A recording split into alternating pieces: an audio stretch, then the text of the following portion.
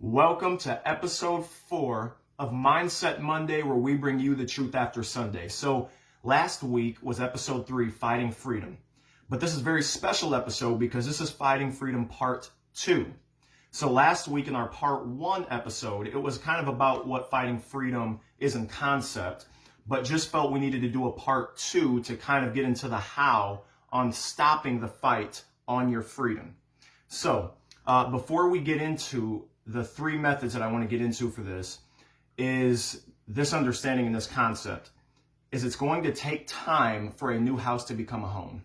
It's going to take time for a new house to become a home.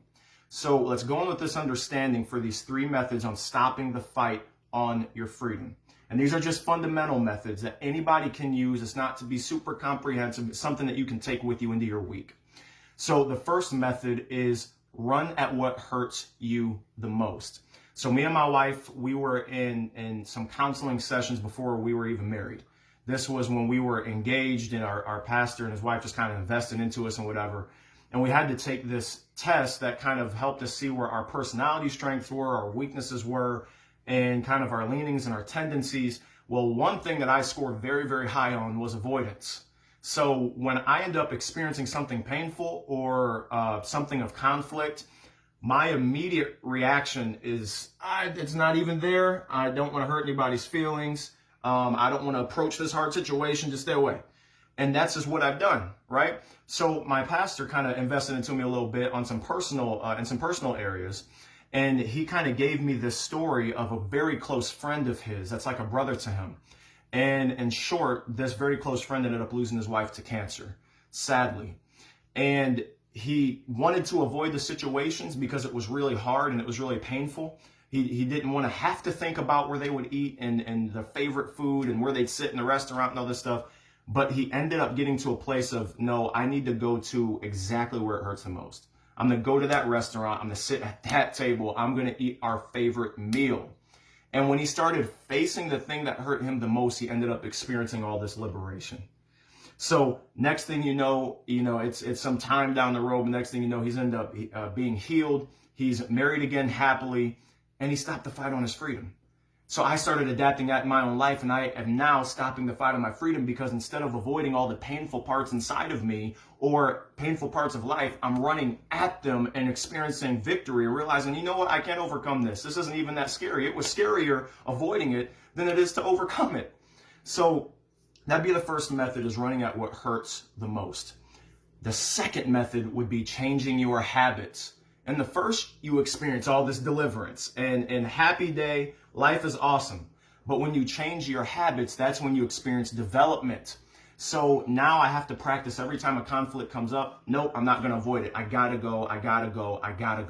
If I get into an argument with somebody, if I drop the ball on something, and it's like, oh, there's a conflict, change the habits. I have to change my habits. I have to go, I'm going to take initiative. I'm going to go at this thing and I'm going to overcome it. I'm going to take responsibility and ownership, and I'm going to make it better. So that'd be the second method, is change your habits. And if you're thinking, I don't know what habits I need to change, then think about it this way. What habits do you have right now that are not producing what you want to produce in your life? Maybe it's not producing well in your relationships. It's not producing well in your finances. It's not producing well for your soul. Then start asking that question. Are my habits right now producing what I want long-term in my life? If they are not, then I'm going to make a radical commitment to changing those habits. Now, the third method that is vital and goes hand in hand with the second one and is ensuring long-term for all 3 is do not try to stop the fight on your freedom alone.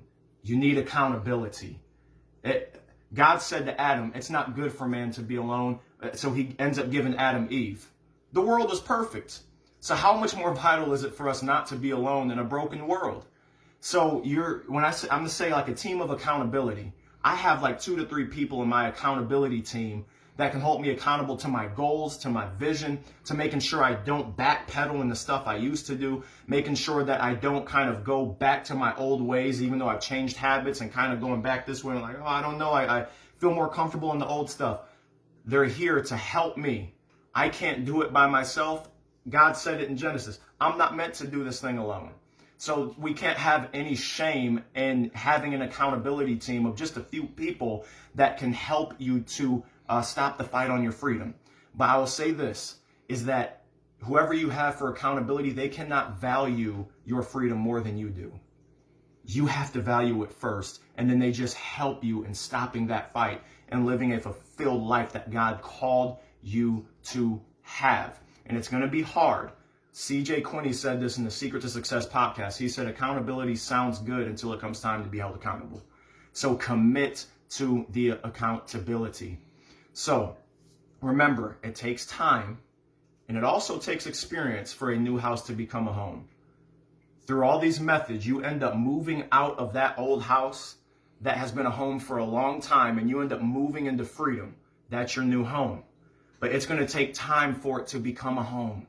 So just because it feels foreign to you, don't reject it. Don't go, oh man, I need to go back to where I used to be. Oh, I think I forgot something. No, start furnishing the place. Fill up this new home of freedom. Begin having new experiences. Start making new memories in this new home of freedom. And commit to it for a year. I'm challenging you, commit to it for a year of I'm going to live in this new home of freedom and watch how your life changes. So remember, it is a mindset. This is Mindset Monday, where we bring you the truth after Sunday. We will see you next week.